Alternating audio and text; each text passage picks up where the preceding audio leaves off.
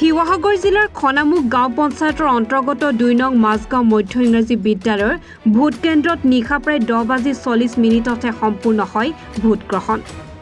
অগপ আৰু ৰাইজৰ দলৰ মাজত কেন্দ্ৰটোত ভোটদানৰ বাবে প্ৰদান কৰা কুপনক লৈ সৃষ্টি হৈছিল উত্তপ্ত পৰিস্থিতিৰ।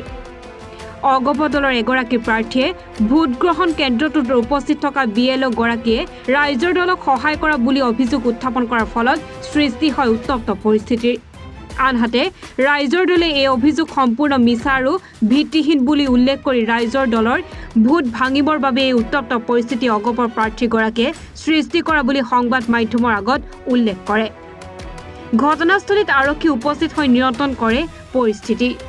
মানে কি তেওঁ যিটো কথাৰ ওপৰত মানে অভিযোগ দিছে এইটো সম্পূৰ্ণ মিছা কথা। কাৰণ এজন প্ৰিজাইডিং অফিচাৰে এটা যেতিয়া ৰিচিপ্ট দিব তেওঁ ষ্টাম্প মাৰি দিছে বা কুপনটো ষ্টাম্প এটা মাৰি দিছে, সেই কুপনটো কোনোবা বেলেগ মানুহে ল'ব পৰা অধিকাৰ নাই। তেনেস্থলত যেতিয়া ৰাতিপুৱাৰ পৰা দিনটো মানুহখিনিয়ে কষ্ট কৰি ভোট সাব্যস্ত কৰিবৰ কাৰণে 79 নং মাজগাঁও LP স্কুলত খাপ পাতি আছে। সময় পলম হোৱাৰ কাৰণে হয়তো অসুবিধা হ'ব পাৰে, কাৰোবাৰ 9টা 10টা বাজিব পাৰে, কিন্তু তেওঁলোকে ভোট দিম বুলি আশাত বহুত গৈ আছে। সেই স্থলত তেওঁলোকে মানে এটা মিছা অভিযোগ প্ৰচাৰ কৰিছে এইটো কাৰণে যে মানুহখিনি ভোটটো কেনেকৈ ভাঙি দিব পাৰোঁ, আৰু তাৰ স্থলত আমাৰ তেনেকুৱা ভোটাৰ্ছ তাৰ পৰা ওলাই গৈছে। আৰু আমাৰ কেণ্ডিডেটবিলাকক আমি দেখা গৈছে বাহিৰতে আছে, কিন্তু তেওঁ ৰাতিপুৱাৰ পৰা দেখি আছোঁ যে তাত সোমাই হুলস্থুলীয়া পৰিৱেশ এটা সৃষ্টি কৰি থকাৰ ব্যৱস্থা বাৰ কৰি আছে। কিন্তু শেষত তেওঁ এনেকুৱা এটা ছিষ্টেম কৰি দিছে যে আমি কুপন বেলেগে দিছে বুলি অভিযোগ তুলিছে। এইটো কিন্তু সম্পূৰ্ণ মিছা কথা।